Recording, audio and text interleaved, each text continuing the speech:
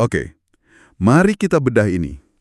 Anda tahu kan, biasanya kalau kita ngomongin investasi saham, ekspektasinya tuh selalu garis lurus yang logis gitu loh. Laba perusahaan naik, nah harga sahamnya ikut naik. Laba hancur, harganya pasti anjlok. Bener banget kan? Tapi, gimana kalau hari ini kita ketemu sama sebuah teka-teki yang bener-bener ngelawan logika dasar itu? Anomali pasar ya. Ini emang sering banget bikin bingung investor. Persis. Coba bayangin, ada satu saham yang laba bersihnya di atas kertas anjlok sampai separuhnya. Tapi di saat yang sama, para analis institusi malah ngasih target harga beli dengan potensi keuntungan lebih dari 100%. Gila kan? Iya, dan fenomena kayak gini tuh yang sering menjebak mayoritas pelaku pasar retail. Di dunia investasi, apa yang Anda baca di halaman depan laporan keuangan itu seringkali cuma ilusi optik. Ilusi optik gimana tuh maksudnya? Ya, pas investor retail baca judul berita yang serem, mereka panik terus langsung pencet tombol jual. Nah, pas retail pada jualan, aliran dana besar atau smart money ini justru diam-diam lagi nampung barang di harga bawah. Wah, pantesan. Nah, selamat datang di sesi bedah portofolio kita kali ini. Anggap aja eksplorasi data kita hari ini kayak mentor saham pribadi buat Anda. Misi kita spesifik nih. Kita mau membedah peluang investasi tersembunyi di sektor maritim. Khususnya untuk PT Sueci Lines Tbk atau kode sahamnya SCOC. Dan supaya nggak bias, hari ini kita bawa tumpukan data yang cukup tebal ya. Mulai dari laporan keuangan SCOC, kuartal 1 2026, dan setahun penuh 2025. Betul, terus kita juga udah merangkum riset dari NH Korindo Sekuritas, berita sentimen pasar dari Kontan dan Antara, sampai ke laporan makro industri perkapalan dari ISL dan Mordor Intelligence. Lengkap banget. Dan sebagai mentor, pendekatan kita hari ini nggak bisa pakai kacamata kuda. Kita bakal pakai apa yang sering kita sebut sebagai trinitas saham. Nah, iya, trinitas saham. Pertama, kita cek fundamentalnya buat ngelihat nilai asli perusahaannya. Kedua, teknikal, buat tahu pergerakan harga jangka pendek. Dan ketiga, ini yang paling seru sih, sentimen dan rumor, termasuk katalis kebijakan dan pergerakan bandarmologinya. Bener banget. 3 sudut pandang ini harus nyambung. Oke, mari kita mulai dari misteri fundamentalnya dulu deh. Ini kan yang bikin pasar panik di awal.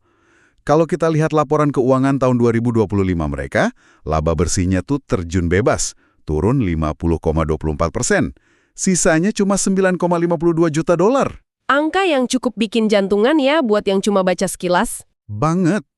Maksud saya, buat investor biasa, lihat laba anjlok separuh, itu sinyal bahaya level merah. Tapi pas saya bongkar catatan kakinya, ini ibarat sebuah toko roti yang jualan tiap harinya tuh lancar jaya, marginnya bagus. Tapi pas akhir tahun laporannya merah, cuma gara-gara mereka ngejual mobil van pengiriman lama mereka dengan harga murah. Bisnis rotinya sendiri kan nggak masalah ya kan?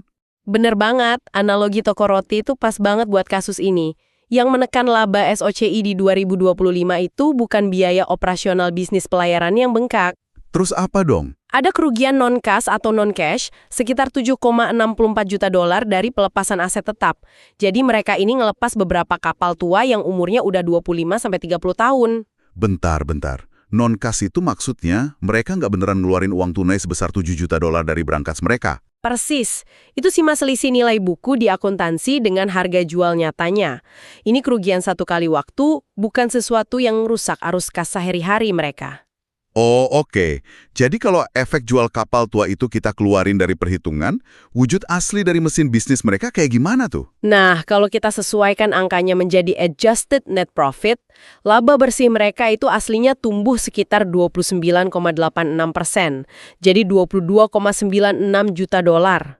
Wah, malah naik hampir 30% ya aslinya? Betul. Dan kalau kita cek EBITDA-nya yang jadi indikator kemampuan mencetak uang tunai murni, angkanya tetap solid di 62,9 juta dolar. Masih tebel banget kasnya.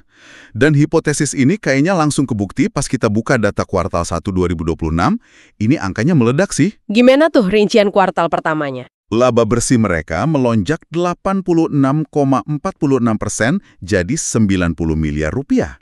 Tapi yang lebih gila lagi, arus kas operasinya naik sampai 143,17%. Yang sangat menarik di sini adalah pasar masih menghukum harga saham SUCI karena terjebak sama ilusi data historis 2025 tadi. Padahal fundamental inti mereka lagi ekspansi kuat banget. Kenaikan arus kas operasi ratusan persen itu bukti kalau efisiensi mereka berhasil. Uang tunai beneran masuk ke rekening mereka. Bener sih, ibarat mesin mobil udah di-tune up, larinya kenceng, tapi orang masih ngira ini mobil mogok.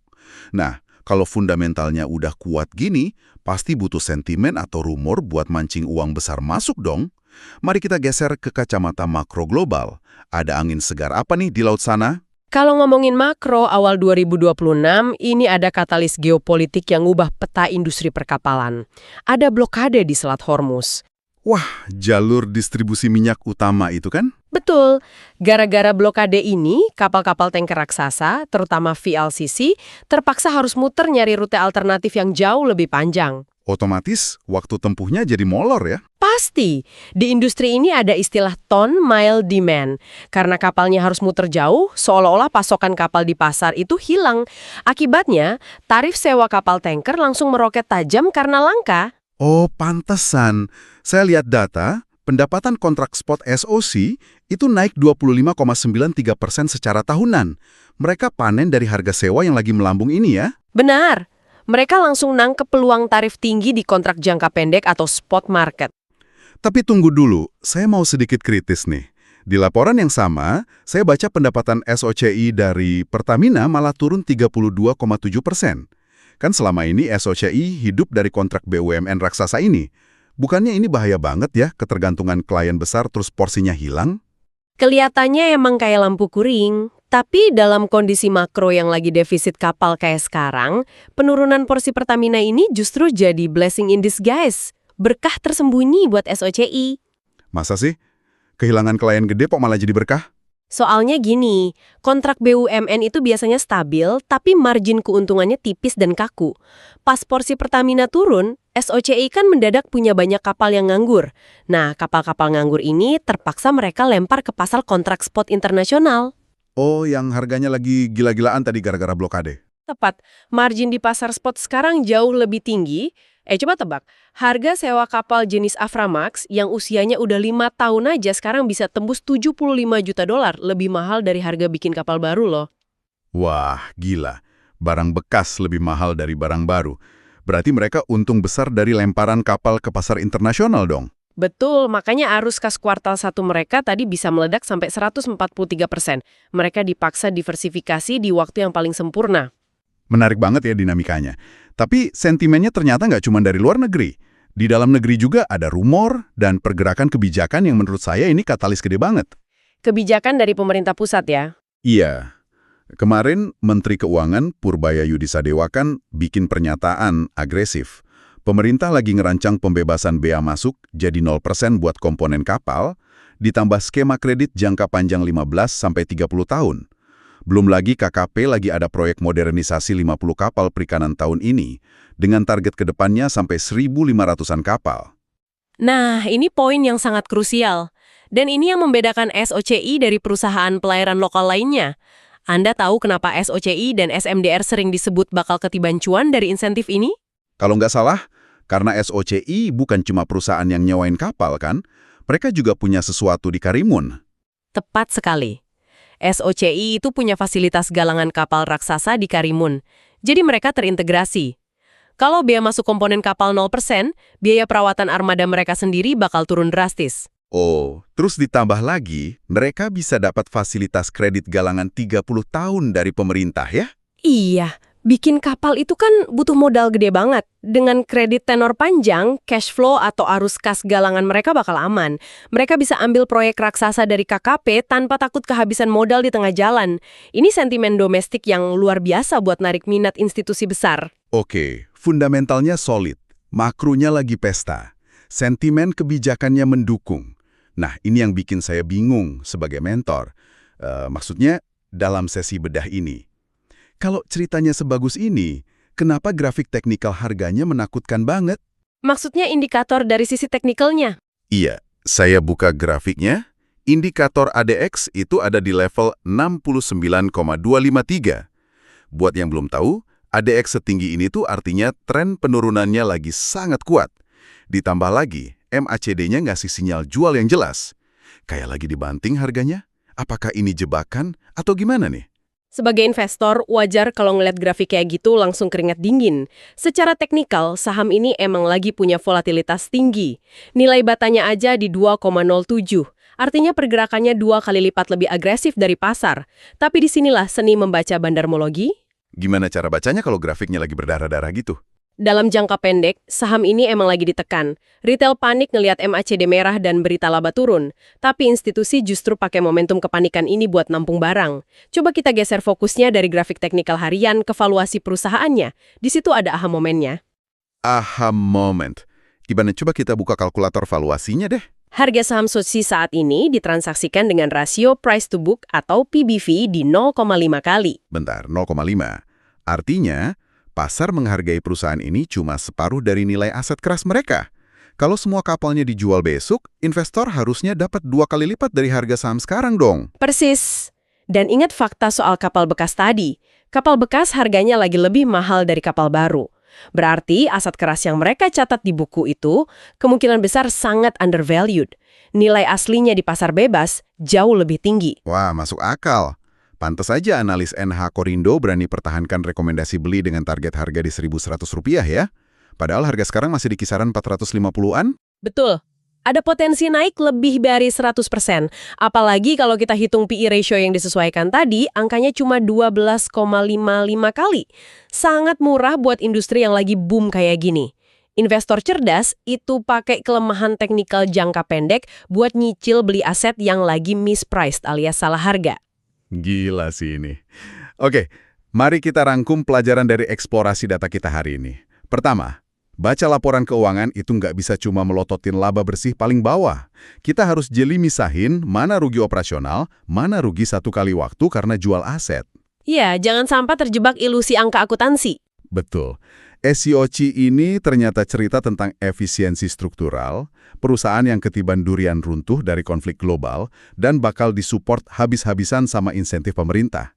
Sayangnya, semua cerita emas ini masih tersembunyi di balik grafik teknikal yang lagi sengaja ditekan sampai merah. Dan keputusan baliknya ke masing-masing investor. Nah iya, ini pertanyaan buat Anda yang mendengarkan. Apakah Anda tipe investor jangka pendek yang gampang ketakutan lihat grafik MACD merah? Ataukah Anda tipe investor value jangka panjang yang berani ngeborong aset miliaran dolar yang lagi didiskon 50%? Pilihan yang sulit, tapi butuh rasionalitas tinggi. Tapi sebelum kita tutup, ada satu pemikiran provokatif nih buat pendengar renungkan. Sesuatu yang dampaknya bakal lebih panjang dari sekedar tren kuartal ini. Wah, apa tuh? Bikin penasaran. Kita tahu industri pelayaran global lagi ditekan sama regulasi IMO 2028. Mereka dipaksa buat beralih ke kapal ramah lingkungan yang bahan bakarnya metanol atau amonia. Oh iya, tren transisi energi hijau ya. Kapal-kapal lama bakal dilarang dong. Betul. Nah, pertanyaannya untuk direnungkan, kalau mayoritas pesaing lokal di Indonesia nggak punya modal buat ganti kapal tua mereka, apakah SOCI bakal jadi raja? Mengingat kas mereka lagi melimpah dan mereka punya galangan kapal dengan dukungan kredit 30 tahun dari pemerintah. Apakah mereka akan memonopoli rute-rute energi hijau domestik di masa depan? Atau jangan-jangan sebaliknya ya.